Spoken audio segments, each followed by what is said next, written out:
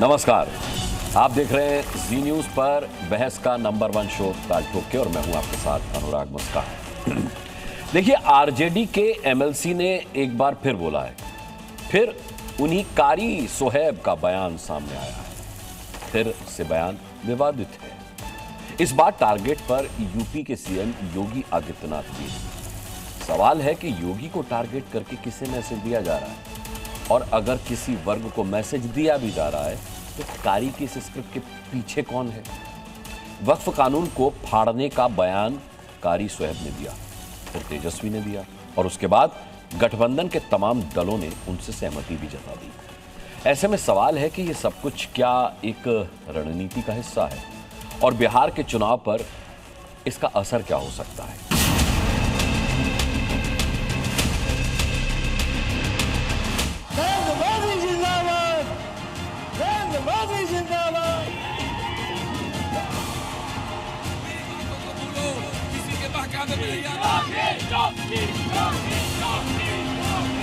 ये सब लोग बिहार के लिए काला नाग है, काला कौवा है।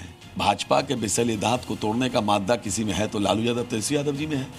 हम नफरत की राजनीति नहीं करते हैं, हम मोहब्बत की राजनीति करते हैं। वक्फ कानून का जो इन लोगों ने बनाया है, हमारी सरकार बनेगी तो उस बिल को हम लोग कूड़ेदान में फेंकने का काम करेंगे।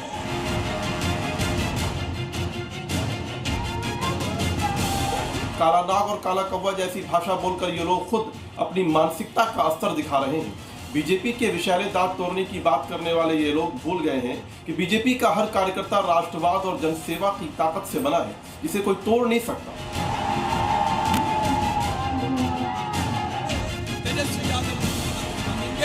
कोई माइका लाल पैदा नहीं हुआ है जो सामाजिक सौहार्द बिहार में बिगाड़ दे।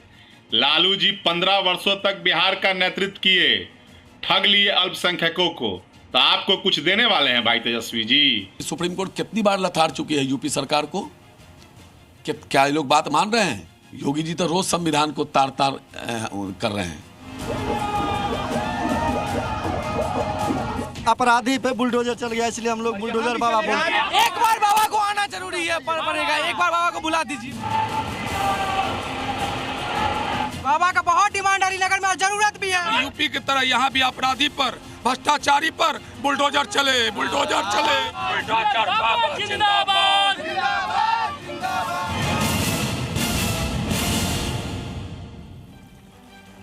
चलिए मैं इंट्रोडक्शन करा देता हूं कि आज हमारे साथ चर्चा में कौन कौन खास मेहमान हैं जो सवालों के जवाब देंगे। भारतीय जनता पार्टी से प्रवक्ता कुंतल कृष्णा हमारे साथ होंगे आज डिबेट में। इसके अलावा जेडीयू से प्रवक्ता डॉक्टर श्वेता प्रिया यहाँ मेरे साथ स्टूडियो में मौजूद हैं। वरिष्ठ पत्रकार रामकृपाल सिंह यहाँ स्टूडियो में मेरे साथ मौजूद हैं। सीनियर जर्नलिस्ट अरविंद मोहन यहाँ मेरे साथ स्टूडियो में मौजूद हैं। इसके अलावा डॉक्टर अनु पासवान कांग्रेस प्रवक्ता हमारे साथ आज डिबेट का हिस्सा होंगे। लारिब अकरम आरजेडी से प्रवक्ता का हम इंतजार कर रहे हैं, कुछ ही पलों में हमारे साथ जुड़ने वाले हैं।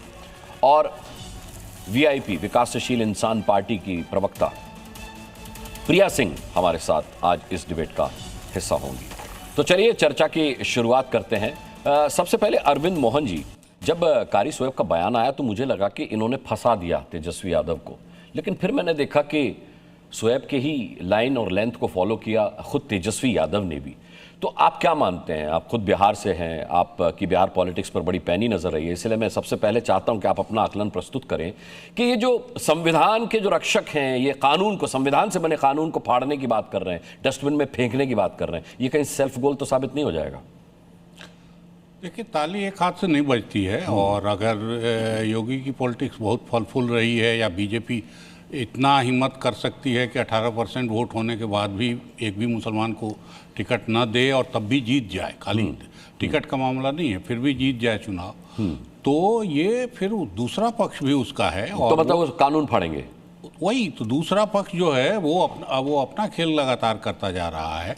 और इसमें सबसे बुरी हालत मुसलमानों की हुई है कि मान लीजिए बीजेपी से तो एक भी टिकट नहीं मिला, लेकिन जो टिकट दे भी रहे हैं वो 5%, 4%, 3%, 2%, 1% पर टिकट दे के उनको लगता है कि बाकी वोट तो हमारी जेब में है। तो वोट जेब में लाने की ही ये पॉलिटिक्स है। और ये तब तक चलेगा मुझे लगता है जब तक मुसलमान स्वतंत्र ढंग से वोट देना नहीं शुरू करेंगे।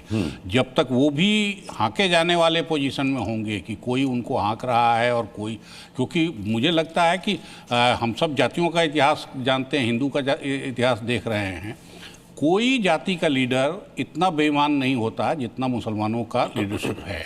लीडरशिप के मामले में मुसलमान समाज हमारे यहाँ सबसे अनफॉर्चुनेट है, क्योंकि बाकी जातियों के जो नेता हैं वो बाकी जो भी कुछ हो जाए अपनी जाति के इशू, अपने समाज के इशू को छोड़ते नहीं हैं।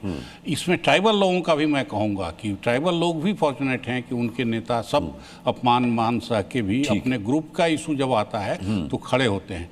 मुसलमानों में आज़ादी के बाद से अब तक जो लीडरशिप आई है वो सिर्फ सौदेबाजी अपने लिए, इंडिविजुअली अपने लिए, अपने समाज के लिए नहीं, इंडिविजुअली अपने लिए सौदेबाजी करने के अलावा उसने कुछ भी नहीं किया है। और उसका क्या कैरेक्टर है, वो अगड़े हैं, वो पैसे वाले हैं, वो कल लीग के सपोर्टर थे आज़ादी के पहले, उसमें से ज़्यादातर लीग के सपोर्टर थे। तो ये मुसलमानों को सोचना चाहिए कि वो जो लीडर जिसके साथ वो काम कर रहे हैं वो मान लीजिए हिंदू भी हो, मुझे उसमें कोई, लेकिन वो क्या कर रहा है और किसके लिए कर रहा है, किसके इशारे पर कर रहा है, क्या खेल कर रहा है। ठीक है, किसके इशारे पर हो रहा है, कौन इसका स्क्रिप्ट राइटर, इस पर भी हम चर्चा करेंगे। डॉक्टर श्वेता प्रिया, ये एक परसेप्शन में देख रहा हूं बिहार इलेक्शंस में बनाया जा रहा है कि योगी से मुकाबला है तेजस्वी का, नीतीश कुमार से नहीं है। लगातार हमने देखा मीसा भारती ने भी कहा कि बीजेपी की पूरी रणनीति ऐसी बनती दिखाई दे रही है कि वो योगी जैसा ही कोई कद्दावर नेता लाना चाहते हैं बिहार में। आपको लगता है कि एक राजनीति के तहत ये परसेप्शन क्रिएट किया जा रहा है कि अब इस चुनाव के बाद भारतीय जनता पार्टी जेडीयू का वही हाल करने वाली है जो अकाली दल का हुआ, जो शिवसेना का हुआ? नहीं अनुराग जी, यहाँ हम बहुत स्पष्ट रूप से बता देना चाहते हैं कि हर एक राज्य का अपना एक स्थिति होता है, और वही चीज़ बिहार में अगर 2020 में ही देख लें तो फोर्सफुली नहीं, रिक्वेस्ट किया था प्रधानमंत्री मोदी जी ने कि वो वहाँ के का नेतृत्व सीएम मुख्यमंत्री का पदभार नीतीश जी ही निभाएं, क्योंकि वो सुशासन के नेता वहाँ जाने जाते हैं। और सबसे बड़ी बात ये है, अगर आप जेडीयू की नीति की बात करें और नीतीश जी की नीति की बात करें तो वो विकास की राजनीति वहाँ पे करते आए हैं, और इसीलिए आप देखिए वहाँ के सबसे ज़्यादा लोकप्रिय नेता वो रहे हैं शुरू से लेके आज तक। फॉर एग्जाम्पल एक उदाहरण हम देना चाहते हैं। नेता रहे श्वेता जी, लेकिन लोकप्रिय नेता रहेंगे इस चुनाव के बाद, इसमें संशय पैदा किया जाए? नहीं, कोई संशय वाली बात ही नहीं है। अब बिहार में धरातल पे अगर उतर के देखेंगे तो ये जो जुमलाबाजी ये आरजेडी की तरफ से किया जाता है, उन्हें यही नहीं पता है कि वो बोल क्या रहे हैं। वो बोलते हैं हर एक परिवार से एक सदस्य को नौकरी दे देंगे।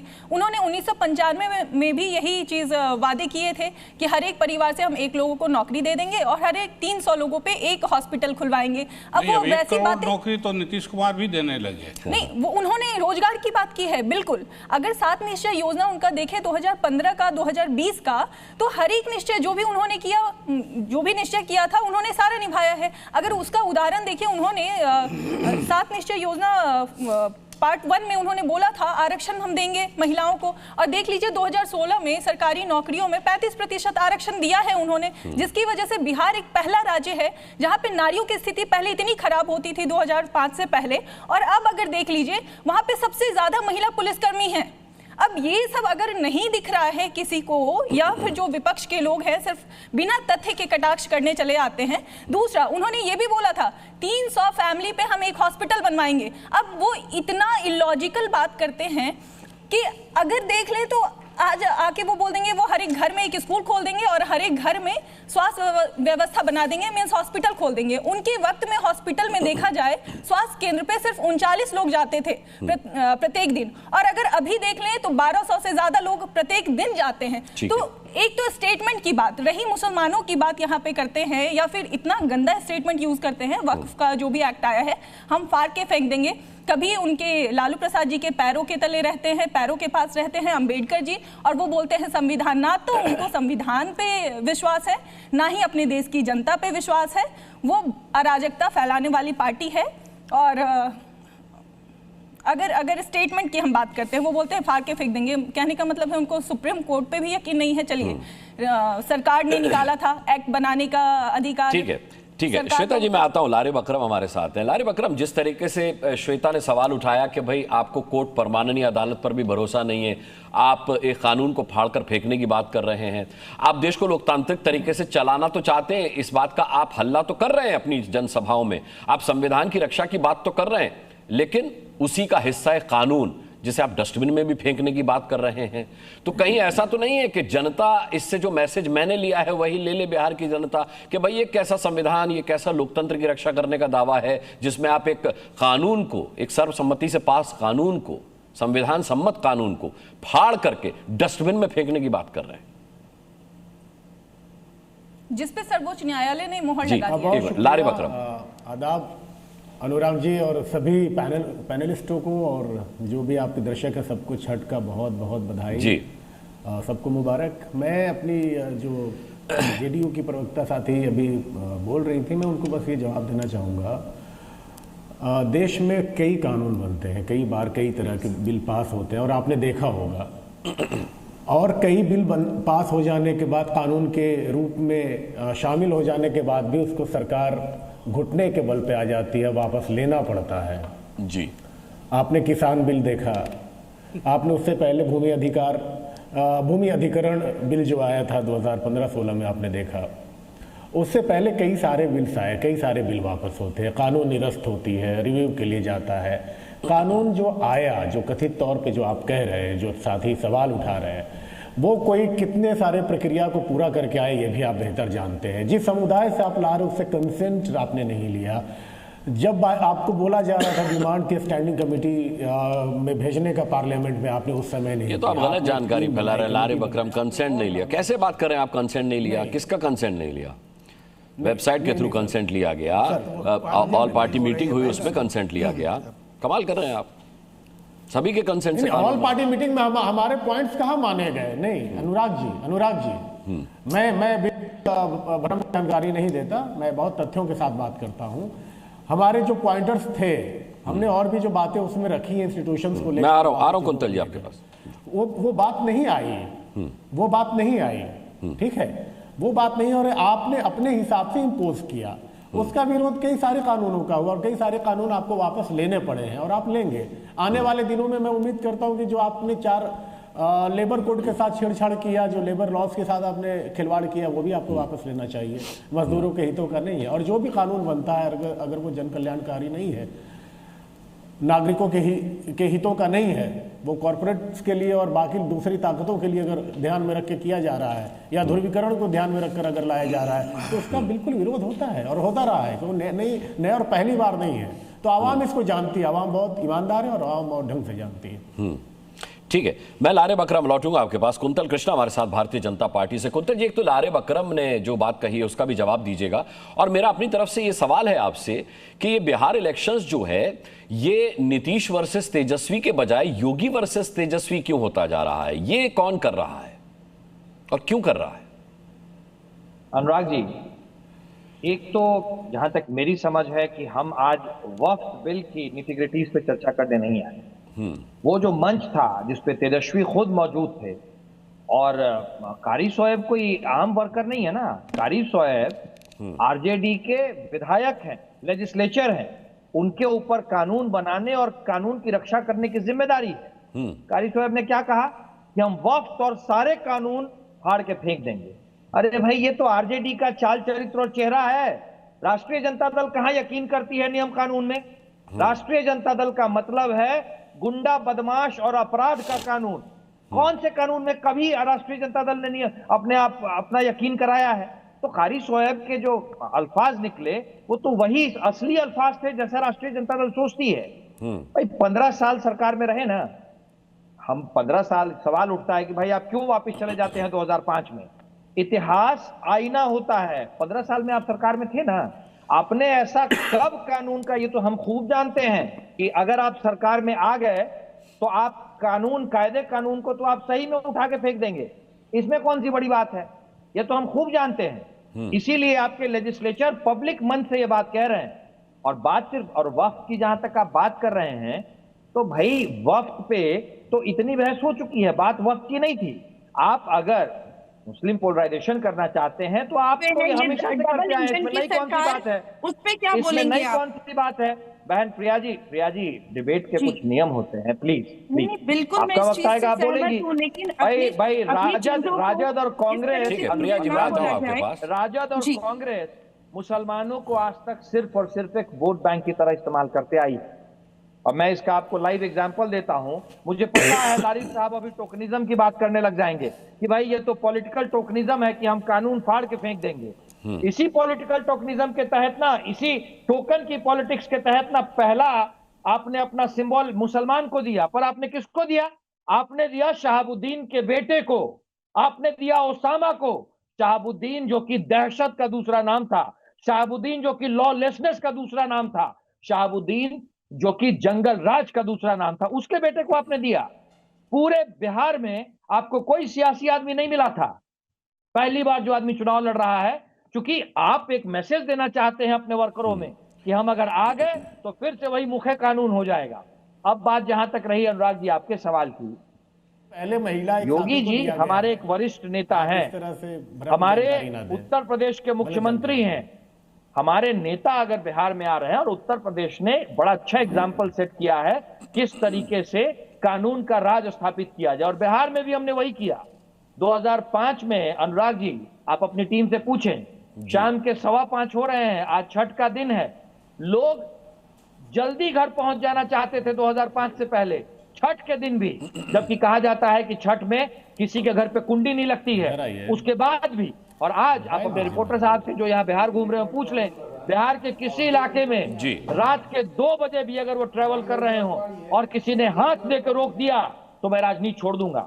अगर किसी ने किसी सामान्य आदमी को जबरदस्ती रोक दिया तो उसके हाथ काट लेगा बिहार का कानून। आज हमने बिहार में ऐसी स्थिति ला दी है, कानून का राज चलता है। और अगर योगी जी आ रहे हैं, हमारा तो भाई बड़ा सिंपल है, बिहार में 2 धाराओं के बीच की राजनीति है।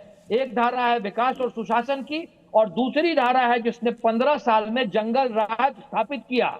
और हम नहीं कहते हैं जंगल राज, साहब कोर्ट के माननीय न्यायाधीश ने कहा। मैं कुंतल कृष्णा जी एनसीआरबी के आंकड़े भी जानता हूं, जिसमें अपराध के मामले में बिहार नंबर 2 है। अनुराग जी, इंस्टीट्यूशनल अपराध अब नहीं होते हैं, और नहीं पॉलिटिकली प्रश्रय देने वाले अपराध होते हैं। अब हमारे यहाँ एक आप एग्जाम्पल बता दें, जब अपराधी के लिए किसी भी सरकारी महकमे से फोन आता हो, मेरे पास 50 उदाहरण है जब सीएम हाउस ने इंटरफेयर किया था। मैं आपको एग्जाम्पल बता देता हूं। ठीक है। श्वेता विश्वास का केस याद है ना? याद है ना? विश्वास साहब आईएएस ऑफिसर हुआ करते थे, उनकी धर्मपत्नी के साथ 2 साल तक जबरदस्ती होते रही और एफआईआर तक दर्ज नहीं हुई। और विश्वास साहब ने ऑन रिकॉर्ड कहा कि जब वो पुलिस के पास गए तो पुलिस, उस समय के जो एसएचओ थे और जो अधिकारी थे, उन्होंने कहा कि सीएम हाउस से दबाव है, हम कुछ नहीं कर सकते। उस व्यक्ति ने, उस आईएएस ऑफिसर ने बिहार से ट्रांसफर लेने की अर्जी लगा दी थी। ये था उस समय और आज का अंतर। ठीक है। आज अगर किसी ने क्राइम कर दिया है, आपके पास अब मैं प्रिया सिंह का भी सवाल ले लेता हूं और उसके बाद डॉक्टर अनु पासवान का रुख करूंगा। प्रिया सिंह आपसे कुछ पूछना चाह रही थी। प्रिया सिंह, आप पूछ सकती हैं अपना सवाल। जी, पहले तो मैं ये चीज अच्छे से समझ चुकी हूँ कि चुनाव का समय है और ये पूरी जनता जानती है, जनता जनार्दन है, उन्हें अच्छे से पता है।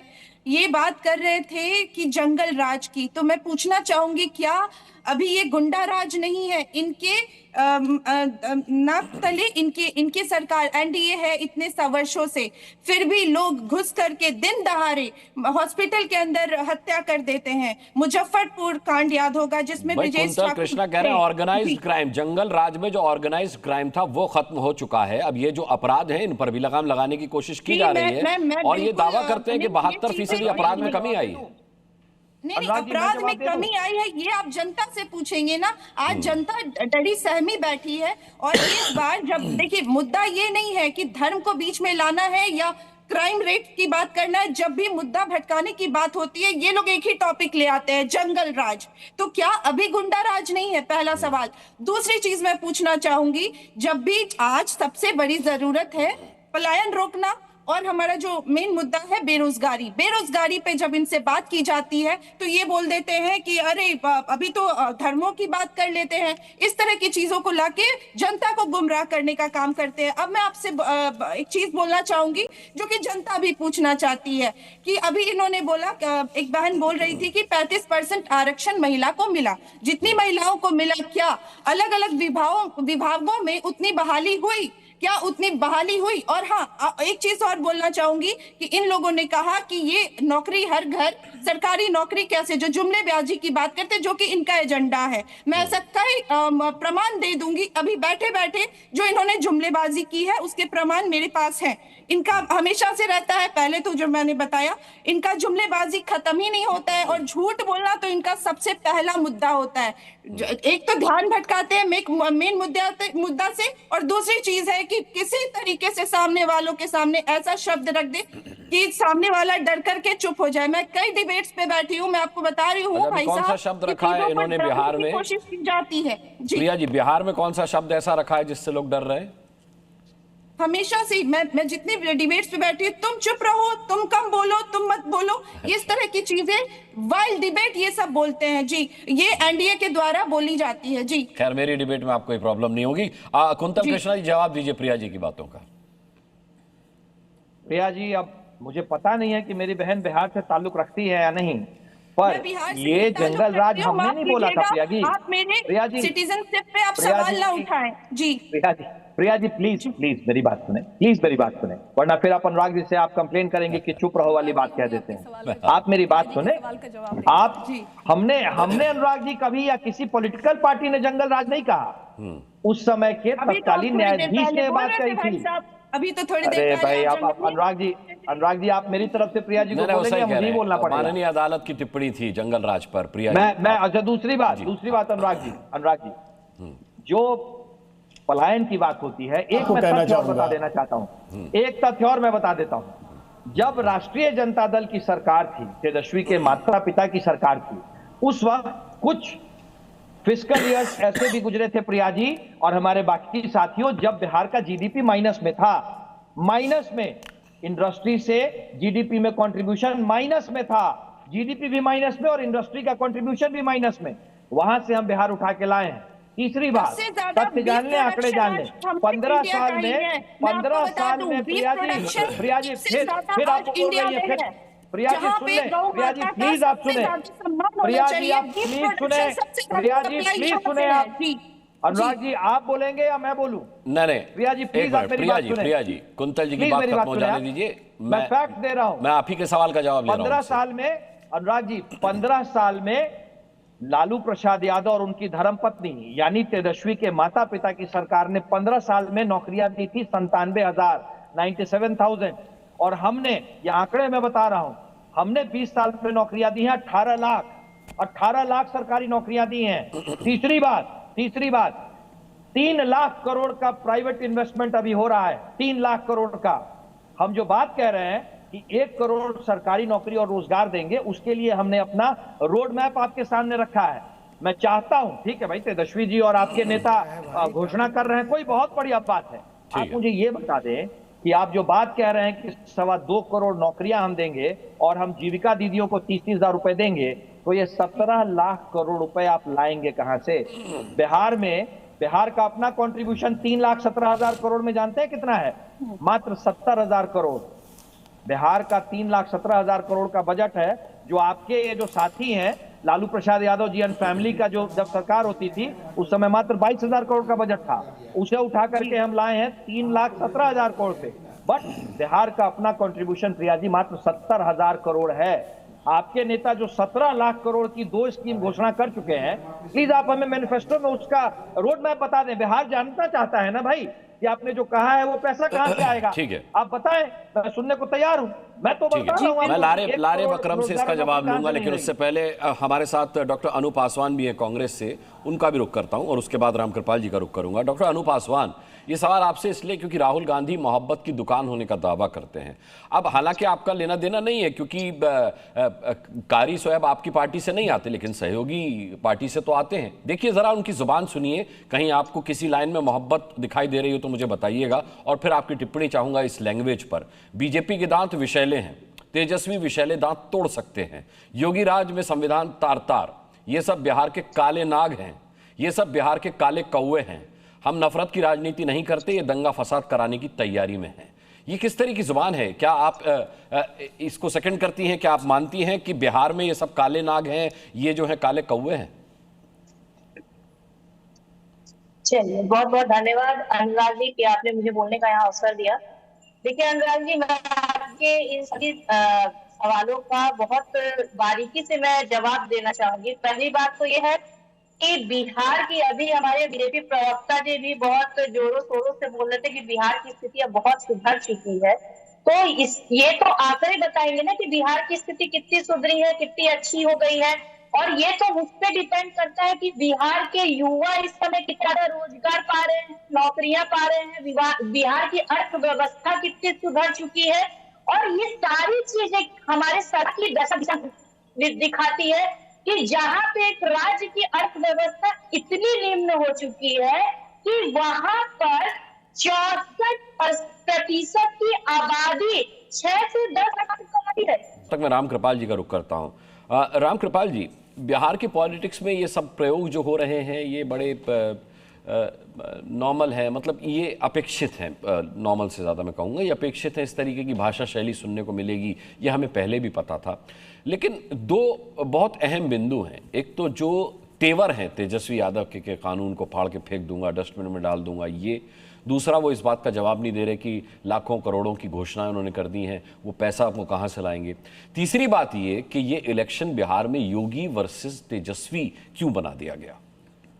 जी अनुराग जी, मैं समझता हूँ कि पहला आपका जो प्रश्न है और तीसरा यही आज का टॉपिक आपने रखा हुआ है।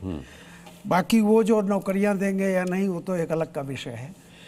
देखिए, तेजस्वी जी ने जो, उनके विधायक ने जो बात कही है और तेजस्वी जी ने जो उसको फॉलो किया है, वो बहुत एक सोची समझी रणनीति के तहत मजबूरी में किया है। वो फंस गए हैं। देखिए, मैं एक सिंपल बात बताऊं, बाबरी विध्वंस के बाद इस देश की माइनॉरिटी कांग्रेस को छोड़ करके क्षेत्रीय दलों के पास चली गई और तब से लगातार वो क्षेत्रीय दलों के पास रही। कम से कम 18 तो जनता दल जैसे हैं, जैसे कोई जनता दल सेकुलर है, कोई राष्ट्रीय जनता दल है, कोई जेडीयू है, फलाना है। कर्नाटक के इलेक्शन में पहली बार माइनॉरिटी एक जनता दल को छोड़ करके कांग्रेस की तरफ आई। बिहार और उसके बाद से आप देखिए हर जगह जितनी क्षेत्रीय पार्टियां थी सब चौकस हो गई कि अब तक तो हम ही अकेले इनके वो थे, कहीं जा नहीं सकते थे। अब एक और विकल्प आ गया है। तो अब क्षेत्रीय दलों के सामने रह गया कि पहले किसी तरह से कांग्रेस को रोको, हमारा वोट ये माइनॉरिटी का कांग्रेस तरफ न जाने पाए। अब क्या हुआ है, इसमें बहुत हद तक तेजस्वी सफल रहे। जो सीट बंटवारा हुआ है, जिस तरह से राहुल जी नाराज हुए, सबको पता है। लेकिन ये जो एक डिप्टी सीएम बना दिया, उसके बाद से जो ओवैसी ने तंज कसा कि 14% वाला मुख्यमंत्री, 2.5% वाला डिप्टी मुख्यमंत्री और 18% वाला कहीं नहीं। ये बात आप समझ लीजिए कि आम मुसलमान को गहरे तक गई है। और ये डैमेज कंट्रोल करने के लिए जिस तरह से अचानक इस तरह की वक्फ कानून को फाड़ देंगे, नहीं चलेगा, वो ये भूल गए। कोई अभी कह रहे थे कि किसानों का कानून फलाना ढकाना। वक्फ कानून एक ऐसा कानून है जिसमें गरीब मेजॉरिटी मुसलमान भी उसके पक्ष में है। ये मत सोचिए। इसलिए ये जो कोशिश की जा रही है, हमेशा ये कोशिश होती थी, क्यों नहीं लोग मुसलमान को करते थे? जानते थे कि मुसलमान के सामने कोई विकल्प नहीं है सिवाय आरजेडी को देने का।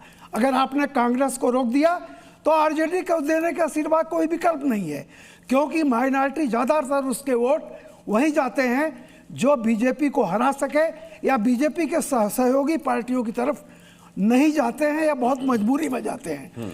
तो ये जो लोग सोचते थे 18% तो मेरी झोली में है ही, पहले ये देखो 15% इनको ठीक करो, 2.5% इनको ठीक करो।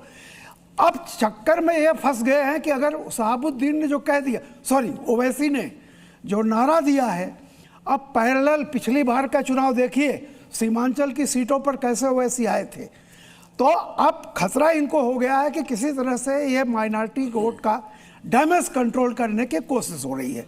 आज का बड़बोलापन जो है ये उसी कोशिश का मतलब एक प्रयास है, एक प्रयास ही है, कोशिश है, लेकिन ये काउंटर प्रोडक्टिव साबित होगी, क्योंकि ये कह करके कि वह कानून हम फाड़ देंगे, आप जानबूझ करके योगी मॉडल को बिहार में लोकप्रिय बना रहे हैं। बिल्कुल इस पर मैं बता रहा हूं, रिवर्स पोलराइजेशन बहुत हद तक होगा। मैं नहीं जानता कि 14 तारीख को क्या नतीजे आएंगे, लेकिन योगी नाम नहीं कह रहा हूं, लेकिन जो उस तरह का एक वो है कि शासन रहे, अनुशासन रहे, और इस तरह की सरकारी ज़मीनों पर कब्जा करके गरीब मुसलमानों का कोई फ़ायदा ना हो, इस तरह वो जो वक्फ कानून को आप सोच रहे हैं आम मुसलमान के बीच भुना पाएंगे, मुझे नहीं लगता। मुझे नहीं लगता। ठीक है कुंतल कृष्णा जी, मैं आपके पास आऊँ उससे पहले लारे बकरम साहब, आप तो मेरे ख्याल इत्तेफाक नहीं रखेंगे रामकृपाल जी के इस आकलन से? नहीं, देखिए रामकृपाल जी वरिष्ठ, उनका अनुभव मेरे उम्र के बराबर होगा शायद, तो मैं ऐसा नहीं कहूँगा। वो अपनी बात कह रहे हैं, उनका एक तजुर्बा है, नज़रिया है। देखिए मैं पहले आपको ये बात कहना चाहूँगा, जो ओवैसी साहब वाली बात उन्होंने लाई, इस देश में तवारीख़ी तौर पर आज़ादी से पहले और आज़ादी के बाद मौजूदा हिंदुस्तान में और 47 से पहले के हिंदुस्तान में भी एक बहुत बड़ी आबादी थी जो पार्टीशन के ख़िलाफ़ थी, जो सांप्रदायिकता के ख़िलाफ़ थी। वो आज मौजूद है इसी हिंदुस्तान में, इसी ज़मीन पर। कभी भी हिंदुस्तान में मुसलमानों ने अपने लिए कोई मुस्लिम नेता, मुस्लिम क़यादत की कल्पना नहीं की और ना ही उसके लिए कोई ज़ोर लगाया।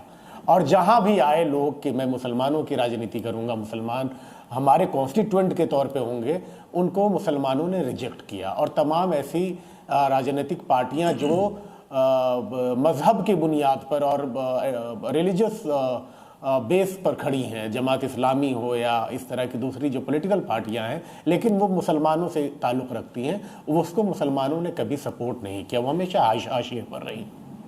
तो हिंदुस्तान का मुसलमान कभी भी डिविजिव पॉलिटिक्स के साथ नहीं है। हिंदुस्तान का मुसलमान अगर समाजवादी पार्टी को, कांग्रेस पार्टी को, डीएमके को या राष्ट्रीय जनता दल को या इस तरह की दूसरी पार्टियों को जाता है, उसको वोट करता है, तो मुसलमानों का पॉलिटिकल चेतना है, पॉलिटिकल अंडरस्टैंडिंग है। ना हम किसी से डर के वोट करते हैं और ना ही कोई हमें डरा सकता है, ये साफ तौर पे पता होना चाहिए भारतीय जनता पार्टी को और उसके दूसरे लोगों को भी। ओवैसी साहब जैसे लोगों का क्या है, वो सीमांचल में मुस्लिम बहुल क्षेत्र से आते हैं, हैदराबाद में उन्होंने क्या माहौल बना रखा है वो हम लोग जानते हैं, जाते हैं, देखते हैं। हिंदुस्तान का माहौल का, हिंदुस्तान के मुसलमानों का मिजाज और रोल मॉडल और आइडिया जो है वो ओवैसी साहब नहीं सर्व कर सकते, नहीं करते हैं। तो मुसलमान हमेशा से जो उसके आइन की रक्षा करेगा, जो उसके मूल्य हितों की रक्षा करेगा, जो उसके साथ सांप्रदायिक आग से उसके साथ खड़ा रहेगा, बोलेगा, मुसलमान उसको वोट करता है। मैं ये कह रहा हूँ कि रामकृपाल जी ने एक बात और कही, जरा उस पर भी आपकी टिप्पणी चाहिए। ओवैसी साहब पर इतना लंबा बोलने का कोई मतलब नहीं है। जितना आप वक्फ कानून की मुखालफत करेंगे, फाड़ के फेंकने की उसको बात करेंगे, उतना ही आप योगी मॉडल का प्रचार प्रसार करेंगे। रामकृपाल जी का एक आकलन ये भी है। नहीं, देखिए बहुत सारी चीज़ें जो है इस देश में इस तरह से हो रही है अनुराग जी कि आप उसको मैनिपुलेट नहीं कर सकते। जो हकीकत है कई बार उसी रूप में निकलती है, उसको आप बहुत ज़्यादा और नफ़ा नुकसान का सौदा करके आप सच बोलेंगे। वो पंच परमेश्वर में है ना लाइन, प्रेमचंद कहते हैं कि क्या बिगाड़ के डर से सच बोलना छोड़ दोगे। तो सच तो बोलना, और सच जितना कड़वा होता है उतनी कड़वाहट के साथ आता है। और जो बिहार के जो नागरिक हैं, जो बिहारी ग्रामीण हैं, जो वोट करना है जिनको, उनको मुझे नहीं लगता कि इन सब चीज़ों से असर पड़ रहा है। बिहार में लॉ एंड ऑर्डर की स्थिति बहुत ख़राब है, अराजकता का माहौल है, शिक्षा व्यवस्था चरमरा गई है। जी हमारे यहाँ ग्रेजुएशन 5 साल 6 साल में होता है। ये कोई मैं हल्की बात नहीं कह रहा हूँ। 3 साल में आपके यहाँ होता होगा, आप चाहेंगे आपका छोटा भाई बहन बच्चे 3 साल में ग्रेजुएशन करें, लेकिन हमारे यहाँ 7 साल लगता है बच्चों को करने में, 6 साल लग जाता है। एडमिशन कहीं हायर स्टडी में कर लेते हैं तो यहाँ से अभी डिग्री हमारे पास नहीं आती है। ये बिहार की स्थिति है। हर जिला अस्पताल रेफर करता है आपके पास पीएमसीएच, और जब पीएमसीएच जाते हैं तो आप वहाँ पर एक को मरते हुए और अपने मौत का इंतजार करने के बाद आपके पास कोई ट्रीटमेंट नहीं मिलता, कोई चारा नहीं है। सरेआम गोलियां चल रही हैं, अस्पताल के अंदर में शूट आउट हो रहा है। ऐसा बॉलीवुड के फिल्मों में हम लोग देखते थे शूट। ठीक है, मैं जवाब ले लेता हूँ। कुंतल कृष्णा जी से जवाब ले दी है इनके ठीक पास कोई फेस है। नहीं। लारे बकर, मैं आता हूँ आपके पास। ठीक है कुंतल जी। अनुराग जी, मैं शर्तिया कह रहा हूं कि लारेब साहब का ताल्लुक बिहार से नहीं है। मैं शर्तिया कह रहा हूं क्योंकि ये जो पढ़ी पढ़ाई स्क्रिप्ट वो कह रहे हैं। और दूसरी बात, मैं यहाँ बैठे हुए सारे पैनलिस्टों से गुजारिश करूंगा बिहार को सिर्फ अपने सियासी फायदे बदनाम कर। हाँ, मैं शर्तिया कह रहा हूँ। देखिए कौन, आप चाहें तो मैं चाहता हूं भाई, आप अभी हम बैठे हुए हैं स्क्रीन पे, आप अपना दिखा दें आधार कार्ड या वोटर आई कार्ड दिखा दें। आप कहाँ के वोटर है लारे साहब? दिखा रहे हो, निकाल। आपको बिहार की असलियत नहीं पता है, आपको बिहार की असलियत नहीं पता है। चलिए आप दिखाई दें, दिखाइए। हमसे हमारा प्रमाण पूछ रहे नहीं, क्योंकि बिहार की असलियत आपको नहीं पता है। आप जो बयान दे रहे हैं वो एक रटी रटाई हमें स्क्रिप्ट है। प्रमाण दिखाने की जरूरत नहीं है, यहाँ वो की एक रटी जनता रटाई बताएगी। स्क्रिप्ट है। हम दिखाते हैं कैमरा लाइव सुना जाए साहब, सुना जाए, सुना जाए, सुना जाए। अनुराग साहब देखिए, नेता विपक्ष इंटरेस्टिंग बात यादव जी रात के 2 बजे, अनुराग साहब इंटरेस्टिंग बात है, पटना लारे बकरम दिखा रहे हैं वो अपना। सोच रहे हैं मतलब अनुराग जी, बिहार सारी अनुराग जी, अनुराग भाई इनका शर्तिया इलाज में करना चाहता हूँ। जो लारेब साहब के नेता है तेजस्वी यादव, वो रात के 12 बजे अपने परिवार के साथ हमारे बनाए हुए मरीन ड्राइव पे जाके गाने गा रहे हैं। आप अपने जमाने की बात जरा पूछ लें। कुंतल कृष्णन, आपका मैं शर्तिया इलाज करना चाह रहा हूँ, जरा आ जाइए। अरे इधर उधर की बात ना करें, जरा आ जाए, लाइए जी, इधर आइए। अरे हुजूर, हम तो इधर उधर की बात नहीं कर रहे हैं। ये अनुराग जी, इधर उधर की बातें कर रहे हैं। अनुराग जी, मैं ये कहना चाहता हूँ, नहीं कुंतल जी, मैं ये कहना चाहता हूँ कि एक बीमारी है, एक मर्ज है। आपको ये लगता है कि ये ऐसे मुझे जवाब क्यों दे रहा है जो हम अपेक्षा नहीं करते? और आपको लगता है कि आप जो है इस देश की बकौती आपके पास है, आप किसी से भी प्रमाण मांगेंगे, आप कल होकर बोल देंगे कि हिंदुस्तान के नागरिक नहीं है। मैं बिहार का हूं भैया, मेरा बिहार सारी चीजें ना, वोटर सारी चीजें राजद के राज आईडी आप जरा जूम इन करके दिखा सकते हैं। राजद के राज और ये मेरा, लेकिन हम कार्ड आपको नहीं दिखा रहे हैं। हम आपको एक्सपोज करना चाहते हैं कि आप किस तरह से भ्रामक जानकारियां फैलाते हैं। अरे भाई जूम इन करके देख लीजिए, आपको आपका शहर बताए, मकान नंबर बताए, और आप अथॉरिटी है। अरे लारेब साहब, आप अथॉरिटी है, आपको लारेब साहब, अरे आपको आप होते कौन? अनुराग कहानी सुना रहे हैं, वो बिहार के किस शहर की कहानी है? लारेब साहब, आप ये जो कहानी नहीं, वो बिहार के किस शहर की कहानी है? आप सुनिए ना, मुझे आप बताएं। अरे सुन लीजिए तो भाई, जवाब दे रहे हैं। एक ही लाइन को 6 बार रिपीट करने की जरूरत नहीं है, आप बोल लीजिए।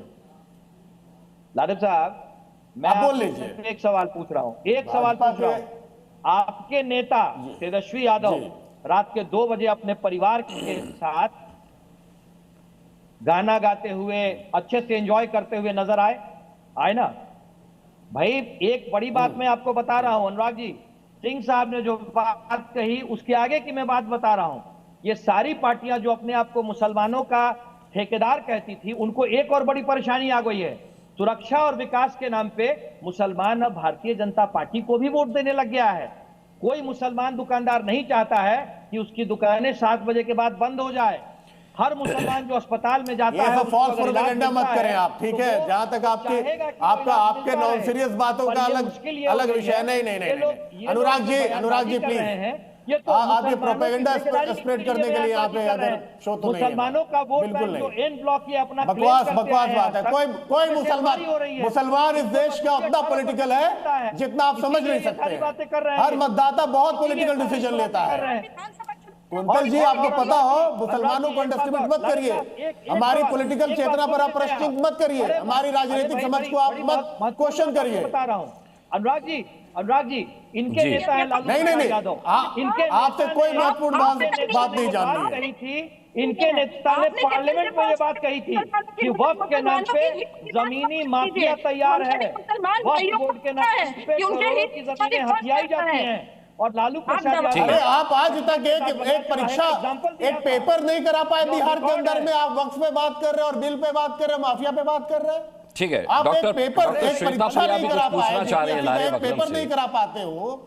आप पेपर लीक घोटाले में सबसे ज्यादा बिहार है। लालू प्रसाद यादव आपके नेता हैं। आप अभी तक में बिहार के अंदर में जितने भी घोटाला हुआ, चाहे सृजन घोटाला हुआ, चाहे बांध घोटाला हुआ, आज तक उसका जवाब तो आपके पास आया नहीं है। पेपर लीक घोटाला से लेकर टॉपर घोटाला तक आपके पास कोई जवाब नहीं आया है। पटना यूनिवर्सिटी को सेंट्रल यूनिवर्सिटी बनाने का दर्जा लेकर के अपने नीतीश कुमार जी ने राजनीति खड़ी की बिहार में अपनी। आज तक सपना पूरा नहीं हुआ। क्या बोल रहे हैं बिहारियों को गालियां दिलवाने का काम, लारे भाई एक मिनट रुकिए, लारे भाई एक मिनट रुकिए, एक मिनट रुकिए। प्रिया जी क्या बोल रही हैं? मुझे ऐसा क्यों लग रहा है कि ये लारे भाई को रिमांड में ले रही है? की बात की थी, आप बताएं कि आपने पढ़ाई कहाँ से किया, आपका एजुकेशन कहाँ से ये हुआ? सवाल किससे पूछ रही हैं आप? से क्यों हुआ है, बिहार से क्यों नहीं हुआ? जी चलिए मेरा टर्न है, हम बता देते हैं प्रिया जी। जी मेरे से पूछ रही है, हम बिहार के ही रहने वाले हैं। कुंतल कृष्णा से पूछ रही, किससे पूछ रही है? प्रिया जी आप किससे पूछ रही है सवाल? प्रश्न नहीं था, ये मेरा प्रश्न नहीं था। आधार कार्ड दिखाने की बात, मेरी पढ़ाई लिखाई सब कुछ बिहार से ही हुई है। जितवारपुर से, रमा प्रसाद दत्त जनता उच्च विद्यालय जितवारपुर, मधुबनी में है, जितवारपुर में। तो मेरी पढ़ाई वहां से हुई है। एक मिनट, हम बताते हैं वहां का सिचुएशन। आप बोल रही थी या सब बोल रहा था? हम नहीं बोल रहे थे। प्लीज अनुराग जी आप इंश्योर करिए। ये बोलिए आप बोलिए। अगर वो पर्सनल जाकर के बोल रहे हैं कि आप इस तरह, प्रिया जी हम बताते हैं। देखिए हम वहाँ पे इतने दिनों तक रहे हैं तो मुझे पता है वहाँ का सिचुएशन। आप बताइए वहाँ पे, वहाँ के अगर ऐसे देख ले तो वहाँ पे हम लोग डिप्राइव रहे हैं अपने फंडामेंटल राइट्स का। प्रिया जी आपको सवाल पूछ के चुप होना होगा, जवाब के लिए चुप होना होगा। डिग्निफाइड लाइफ की बात करता है। हम लोग 5 बजे के बाद हमारी मजबूरी होती थी कि हम लोग घर में रहें। आपने अभी गुंडा राज की बात की थी, और एक आतंकवाद और एक गुंडा राज में डिफरेंस होता है। अपराध अलग चीज होता है और नरसंहार बहुत अलग चीज होता है। आपके वक्त में नरसंहार होता था और सांप्रदायिक दंगे होते थे।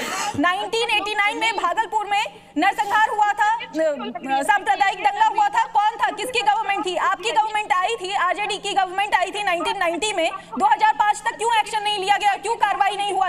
हमारी जब गवर्नमेंट आई तो कार्रवाई भी हुआ और आज उन लोगों को पेंशन भी दिया जा रहा है, कॉम्पनसेशन के नाम पे पेंशन दिया जा रहा है। आपकी गवर्नमेंट में क्या हुआ था? रही बात वक्फ बोर्ड की, तो यहाँ पे बहुत स्पष्ट तरीके से बता देना चाहते हैं बिहार के हर मुसलमान भाई बहनों को कि ये आपके फेवर का कानून है। अब कैसे फेवर का कानून है? हम लोग विकास की राजनीति करते हैं और इसमें पसमंदा समाज 2 करोड़ के करीब आबादी मुसलमानों की है बिहार में, जिसमें से 73% पसमंदा समाज से आते हैं। 73% का मतलब होता है 1.5 करोड़ के करीब आबादी, और ये उनके फेवर में है। ये लोग रिप्रेजेंटेशन की बात करते हैं। वक्फ एक्ट को सराहा है सुप्रीम कोर्ट ने, सर्वोच्च न्यायालय ने, क्योंकि स्टेट वक्फ बोर्ड में पसमंदा समाज से और महिलाओं के लिए कोई रिप्रेजेंटेशन नहीं था। वो इस एक्ट के बाद ही आया है। वो एनडीए गवर्नमेंट के होने की वजह से ही पॉसिबल हुआ है। ये रिप्रेजेंटेशन आप लोगों ने क्यों नहीं दिया था? और इसके लिए रिकमेंडेशन सबसे ज्यादा आग्रह करने वाले हमारे माननीय मुख्यमंत्री नीतीश जी थे, जिसको केंद्र सरकार ने बहुत ही अच्छे से इन चीजों को कंसीडर किया है, जिसकी वजह से रिप्रेजेंटेशन मिला है। आप लोग क्यों बांट रहे हैं लोगों को? विकास के नाम पे राजनीति करिए, वोट के नाम पे मत करिए। ठीक है, एक तरफ तेजस्वी जी दागदार और एक तरफ हमारे मुख्यमंत्री नीतीश जी ईमानदार। अब जनता चुनेगी ईमानदार या दागदार। ठीक है प्रिया सिंह जी, मुझे तो आप मुकेश सैनी से ज्यादा बेहतर विकल्प लग रहे हैं डिप्टी सीएम पद के लिए। जिस तरीके से आप इंटरप्ट करें सभी गेस्ट के बीच में, आप बेहतर विकल्प है मुकेश सैनी से। मैं डिप्टी सीएम के नाम पर आपका नाम जो है ज्यादा बेहतर समझूंगा, देखना। बहरहाल मैं आता हूं आपके पास। डॉक्टर अनु पासवान का ऑडियो ठीक हो गया। डॉक्टर अनु पासवान भाई को उनकी जगह पे ही रहने अच्छा ठीक है, आप अपनी बात पूरी कीजिए, तब बात पूरी नहीं हो पाई थी। अनु पासवान जी देखिए अनुराग जी, मैं कुछ टेक्निकल इश्यू की वजह से मुझे थोड़ा समय मिल रहा है। मैं चाहूंगी कि बिना किसी करना चाहूंगी। मैंने स्टार्टिंग में ये बात कही थी कि किसी भी सरकार की अच्छाई बुराई उसके गरीबी रेखा, आर्थिक स्थिति से, सामाजिक स्थिति से और वहाँ के युवाओं को रोजगार की स्थिति से पता चलती है कि वहाँ की सरकार किस तरीके का काम कर रही है। अभी बीजेपी के प्रवक्ता जी बोल रहे थे, क्या ये इस चीज से मुकर सकते हैं कि बिहार में आज भी 64% आबादी जो है गरीबी रेखा के नीचे है, उसके आसपास की है, जो सिर्फ 6,000 से 10,000 तक ही कमाती है। और ज्यादातर लोग की जो रोजगार की जो स्रोत है वो क्या है, वो मिस्त्री का काम कर रहे हैं, लेबर का काम कर रहे हैं। और आज भी बिहार बाकी लोगों के तुलना में इंडस्ट्रियल मामले में सबसे ज्यादा पिछड़ा हुआ है। यहाँ पे चीनी मिल अभी भी इतनी बंद है जहाँ पर लोग अब गन्ना की जो पहले बिहार एक गन्ना किसानी के लिए जाना जाता था, वहाँ पर आज भी लोग इस तरीके से परेशान हो रहे हैं। दूसरी चीज ये है कि रोजगार की अगर ये बात करें तो क्या ये इस बात को नकार सकते हैं कि बिहार के ज्यादातर युवा पलायन कर रहे हैं, बाहर जाके कमाई कर रहे हैं, वो भी क्या कमाई कर रहे हैं, वहां जाके लेबरिंग का काम कर रहे हैं, मिस्त्री का काम कर रहे हैं, इस तरीके का काम कर रहे हैं। तो आप मुझे ये बताइए ना कि ये कैसे कह रहे हैं कि विकास हुआ है। उससे बड़ी बात है, सबसे बात तो ये कि प्रधानमंत्री जी बिहार जाके वहाँ के युवाओं को तो ये कह रहे हैं कि आप ठीक है डॉक्टर श्वेता प्रिया आपकी बात का जवाब दे रही है। ठीक है, आपने सवाल रखे हैं, अब उसका जवाब ले लीजिए। समय की कमी है मेरे पास, जवाब ले लीजिए। कुंतल जी मैं आ रहा हूं आपके पास। आपने बोला वहां पे इंडस्ट्रीज नहीं है, वहां पे शुगर मिल्स नहीं है। बताइए 1990s के बाद 92 में जब उदारीकरण का दौर चल रहा था, पूरे देश के हर एक राज्य में उदारीकरण का दौर चल रहा था और बिहार में क्या चल रहा था, जंगल राज चल रहा था। उसी का नतीजा है। रही बात अब शुगर मिल की करती है, रीगा शुगर मिल को खोला जा रहा है। आपके वक्त में 30 शुगर मिल्स थे, 22 को बंद कर दिया गया था। आप पलायन की बात कर रही हैं। आपके वक्त में ही आपके तेजस्वी जी जिस चीज का क्रेडिट लेते हैं, उनके वक्त में ही ये जाति जनगणना हुआ था, जिसका क्रेडिट तो वो लेते हैं। और उसी जाति जनगणना के रिपोर्ट के अकॉर्डिंग बिहार की जनसंख्या 13,07,25,000 के करीब था और वहां पे अस्थायी तौर पर रहने वाले लोग 12,32,48,000 थे। कहने का मतलब ये है बाहर जाने वाले लोग सिर्फ 35 लाख थे। कहने का मतलब 3.5% लोग सिर्फ बाहर हैं और वो भी पलायन और प्रवासन में। आप लोगों को डिफरेंस नहीं पता है। 9वीं फेल कौन करता है, 10वीं 12वीं तो सुना था मैंने, 9वीं फेल जिनका नेतृत्व आप लोग का कर रहे हैं उन्हें ये भी नहीं पता कि पलायन प्रवासन में क्या डिफरेंस होता है। रोजगार की बात आप करती हैं। आपके 15 साल में 94,000 रोजगार दिए थे, हमारे 20 साल में 50 लाख से ज्यादा रोजगार दे दिए हैं। और जिस 1 करोड़ रोजगार का आप वादा करते हैं उसका पूरा ब्लूप्रिंट तैयार है। आप तो ये नहीं बता पाते हो, आप कैसे दे दोगे 3 करोड़ लोगों को हर एक घर में। अनु पासवान, आपके लिए रामकृपाल जी का एक सवाल है। रामकृपाल जी का एक सवाल है अनु पासवान के लिए। लास्ट कमेंट मैं लूंगा कुंतल कृष्णा जी से। हाँ अनु जी, बहुत अच्छी बातें आप कर रही थी, मैं एकदम मानता हूं। मेरा एक निवेदन है कि बिहार में आप 150 सीटों पर कब चुनाव लड़ेंगे, क्योंकि निश्चित तौर पर जो आपने बताया है बहुत अच्छी बात है, हम भी चाहते हैं, लेकिन कम से कम आपका कोई चांस है बिहार में लौटने का कि नहीं?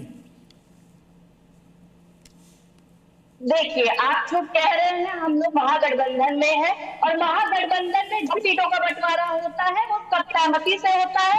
हम जितने सीटों पार्टी लेने की झगड़ा में है और हम जिस तरीके से बात करते हैं, हम केंद्र के ऊपर ज्यादा फोकस करने का प्रयास कर रहे हैं। और जहाँ पे बिहार की बात है, वो वहाँ की जो चीजें चल रही हैं, गठबंधन जो भी सीटें शेयरिंग हो रही है वो हम सबके सहमति से हो रही है। हम कितने सीटों पर लड़ेंगे, हमारे गठबंधन की पार्टी कितने सीटों पर लड़ेगी, ये शीर्ष नेतृत्व का फैसला होता है। अरविंद मोहन जी, मुझे एक छोटी टिप्पणी ये करनी है। एक तो ये जो आइडेंटिटी कार्ड निकलवाने का और परिचय पूछने का, ये बहुत ऑब्जेक्शनेबल बात है।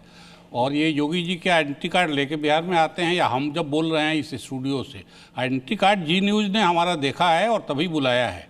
आप उस पर शक कर रहे हैं अगर आइडेंटिटी कार्ड आप मांगते हैं किसी से। तो दूसरी बात एक हल्की ये है कि ये जो मुस्लिम पॉलिटिक्स चल रही है उसमें एक पार्टनर अचानक बिहार में प्रशांत किशोर भी हो गए हैं, वो भी दावेदारी कर रहे हैं, सिर्फ ओवैसी की दावेदारी नहीं है।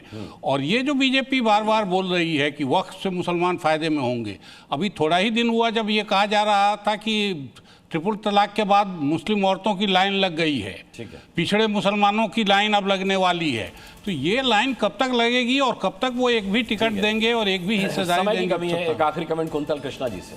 कुंतल कृष्णा जी, अरविंद मोहन जी को सुना आपने। जी अनुराग जी, बिहार में सबका स्वागत है, लेकिन मेरा एक निवेदन, आप बिहार को बेजा बदनाम न करें। बिहार में जो अच्छी चीज उनकी भी बात करें। जब आप बिहार की बात करें, ये भी बताएं कि बिहार का बना हुआ रेल इंजन अभी अफ्रीका में ट्रेन खींच रहा है। 40,000 करोड़ रुपए का प्राइवेट इन्वेस्टमेंट एक इन्वेस्टमेंट में आया है। 3 लाख करोड़ का अभी इन्वेस्टमेंट हो रहा है, और साथ में कोरोना के समय रिवर्स माइग्रेशन कराने वाला स्टेट है बिहार। ये बात भी बताएं कि नेगेटिव जीडीपी से आज हम जीडीपी को कहां लेके गए। मेरा सिर्फ इतना निवेदन है, किसी की आइडेंटिटी देखने का मुझे कोई शौक नहीं और ना मैं कोई सवाल करता हूं। ये देश सबके लिए है। ठीक है, ठीक है। मैं बिहार में ये कोई आखिरी डिबेट नहीं थी बिहार में चुनाव को लेकर के। अभी तो ये शुरुआत है और मुझे ऐसा लगता है कि बिहार पॉलिटिक्स में रोज ऐसे ऐसे अपडेट्स आएंगे